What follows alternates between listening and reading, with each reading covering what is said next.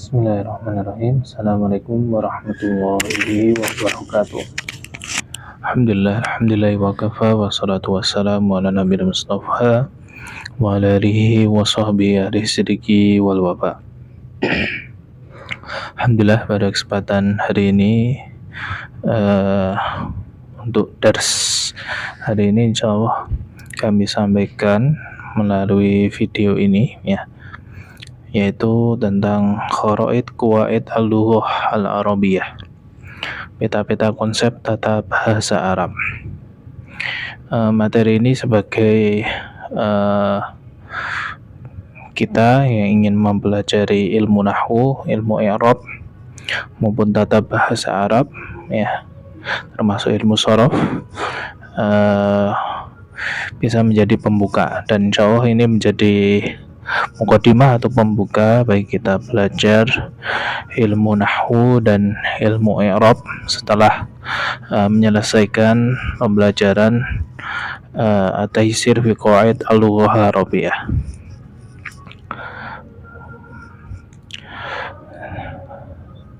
Baik materi pertama dari modul ini yaitu tentang komponen bahasa Arab.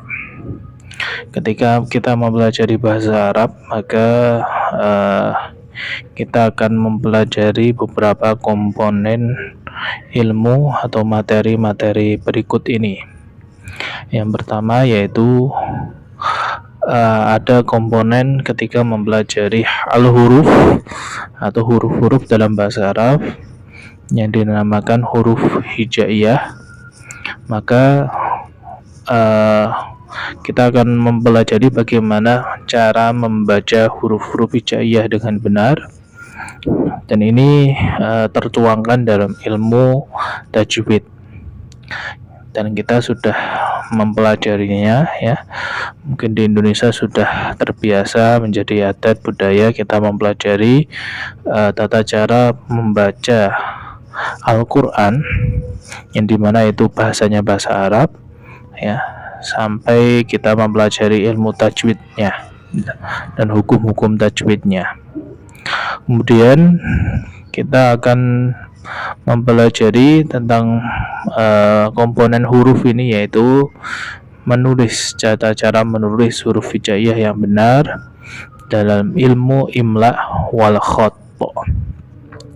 Biasanya diawali dengan ilmu khat dahulu kemudian didalami dengan ilmu imla,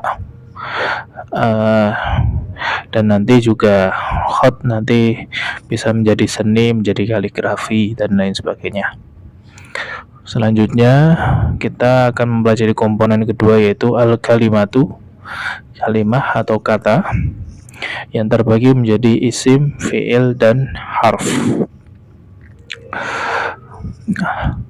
Dan kita sudah mempelajari ini di at-taysir jilid 1 tentang pembagian isim, fi'il, harf dan juga macam-macamnya secara lebih detail. Dan ini sebenarnya dipelajari di ilmu shorof Dan kalau kita mempelajari ilmu shorof atau kita membaca pengertian dari ilmu shorof ini ada yang garis bawah. Ilmu shorof itu yaitu ilmu qawaid wal usul allati tu'rafu biha ahwal al-kalimah al-mufradah, dan ilmu tentang kaidah-kaidah dan wal usul dan dasar allati yang tu'rafu biha diketahui dengannya ahwal kalimah al-mufradah, keadaan dari satu kalimat atau satu kata satu kata bahasa Arab. Maka dengan ilmu shorof ini kita tahu keadaan dan juga nanti kita dalami perubahan-perubahannya dari satu kata bahasa Arab.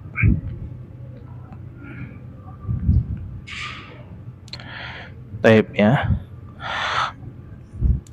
Dan selanjutnya setelah al-kalimah kita akan mempelajari selanjutnya yaitu tentang al-jumlah, ya. Mempelajari komponen ketiga yaitu al-jumlah, atau kita sebut dalam bahasa Indonesia yaitu kalimat. Yang kita pelajari di sini nanti jumlah itu ada al-umdah. Al-umdah di sini yaitu pokok, ya. Jadi pokok dari kata. Al-fudlah yaitu tambahan, ya. Nanti kita akan pelajari di ilmu nahwu, ya. Jadi umdah pokok, al-fudlah yaitu tambahan dari kalimat. Ya, nanti kita pelajari seperti di kita belajar di bahasa Indonesia ada subjek, predikat, objek, keterangan, dan seterusnya, ya. Selanjutnya kita baca di sini yaitu tentang ilmu nahwu, bedanya dengan ilmu shorof. Kalau ada bertanya bedanya apa ilmu nahwu dan ilmu shorof, maka ilmu nahwu yaitu al-ilmu alladhi yubhatsu fi usuli takwinil jumlah, yaitu ilmu yang mempelajari atau yang membahas tentang usul, dasar-dasar takwin, pembentukan al-jumlah, kalimat, wa qawaidil i'rab, dan juga membahas tata bahas kaidah-kaidah i'rab. I'rab itu apa? Yaitu keadaan akhir dari sebuah kata bahasa Arab, atau bisa harokat dan juga keadaan, ya. Nanti bukan hanya harokat saja, karena dibahas di i'rab ini akhirannya seperti apa, ya. Kemudian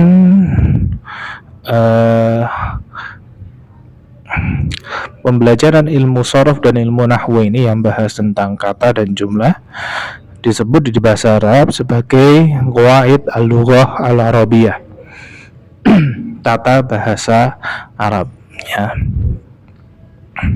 Ini menjadi kunci kita mempelajari bahasa Arab, ya, dan juga bisa memahami teks dalam bahasa Arab. Selanjutnya yaitu al-kalam. Lebih lanjut nanti pembelajaran yaitu tentang kalam, ucapan atau perkataan, ya. Itu kita akan bahas bahwa bagaimana kita setiap perkataan itu bisa sesuai keadaan, maknanya jelas dan bagus dan indah, ya. Itu dipelajari di ilmu al-balaghah. Ilmu balaghah nanti kita akan pelajari macam-macamnya, ya. Kalau kita belajar ilmu balaghah, ya, biasanya di pondok ini dipelajari di marhalah akhir, ya. Nanti ada ilmu ma'ani, ilmu bayan, ilmu badi', ya. Masing-masing akan mempelajari dalam ilmu balaghah ada 3 komponen pembelajaran.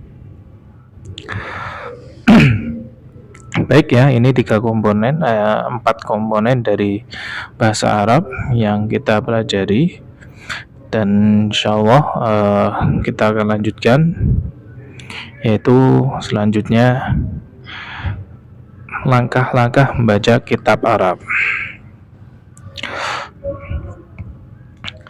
Pertanyaan pertama, ya, sebelum kita bisa belajar membaca kitab Arab, ya, kita perlu bertanya mengapa kitab-kitab Arab itu tidak berharokat, ya. Kalau kita baca beberapa kitab-kitab gundul, ya, itu tidak ada harokatnya, dan mengapa orang Arab itu nggak nulis harokat di kitab-kitabnya, ya? Kira-kira kenapa, ya? Kemudian bagaimana langkah membaca kitab Arab, ya? Ya, ini menjadi pertanyaan yang sering juga ditanyakan. Kemudian mengapa perlu belajar ilmu nahwu dan shorof, ya? Ini 3 pertanyaan yang perlu kita jawab sekarang, ya.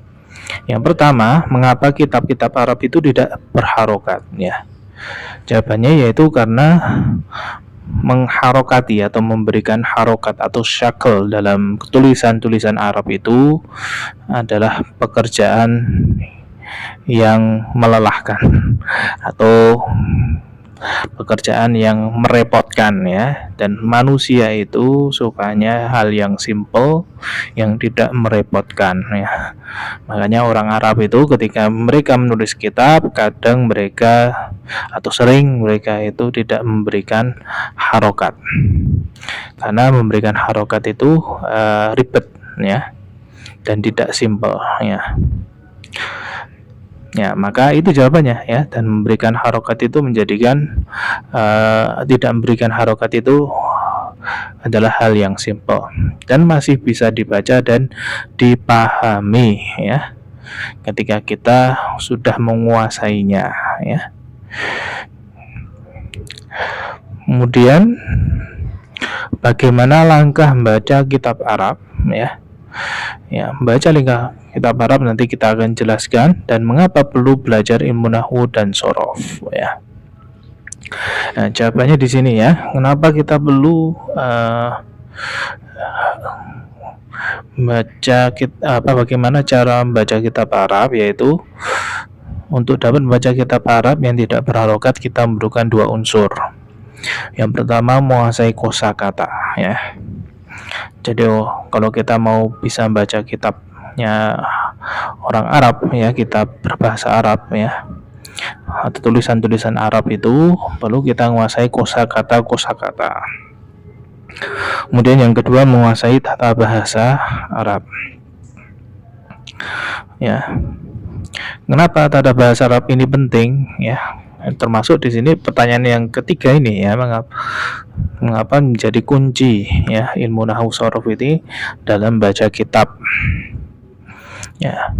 Gambaran umumnya ya, kalau ada satu kata dalam bahasa Arab, contohnya muslimun, ini bagaimana cara memberikan harokat 1, 2, 3, dan 4 ya. Ada 4 harokat ini dalam 4 huruf ya. Huruf harokat pertama sampai ketiga, awal sampai tengah ini kita bisa berikan dengan menguasai kosakata. Kita bisa tahu dengan kosakata dan ilmu shorof ya, ilmu shorof. Jadi dua hal ini yang membuat kita bisa memberikan harokat secara tepat ya, kosakata dan ilmu shorof. Kemudian yang keempat, harokat yang terakhir ya, atau harokat yang terakhir ini, pada kata tersebut bisa kita ketahui ya dengan menguasai ilmu nahwu ya. Karena tadi seperti yang kita sebutkan, ilmu nahwu itu membahas harokat akhir ya. Salah satu cabang dari ilmu nahwu yaitu ilmu i'rab yang membahas harokat akhir dari sebuah kata bahasa Arab.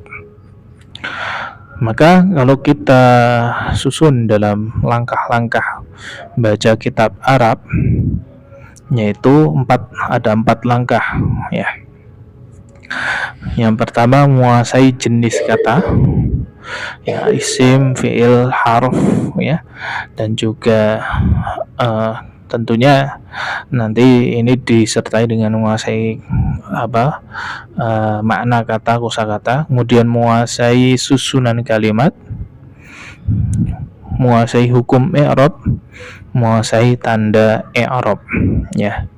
Menguasai susunan kalimat itu berarti dia subjek atau predikat atau objek. Kemudian hukum i'rabnya, apakah dia itu nanti ada hukum-hukum i'rab, marfu, mansub, dan lain sebagainya. Dan tanda i'rabnya apa? Ada fathah, ada dhammah, kasroh, dan lain sebagainya. Nah, ini dipraktekkan dalam nanti kalau kita belajar ilmu nahwu shorof ya, dalam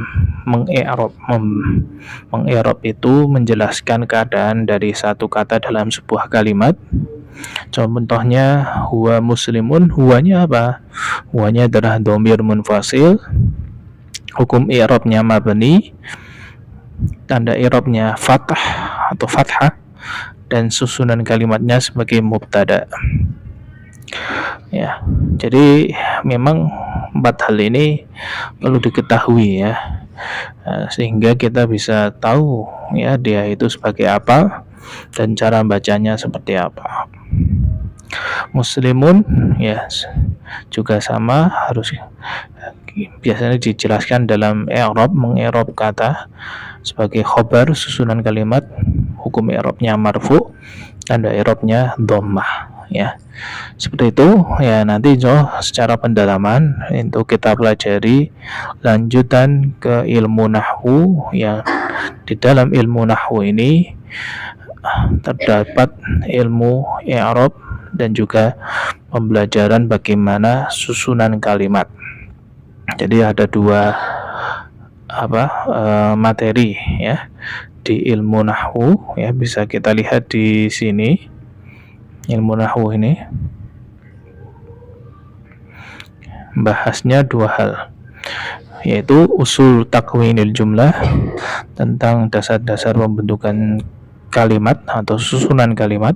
Yang kedua yaitu tentang kaidah atau tata bahasa, kaidah-kaidah i'rab ya.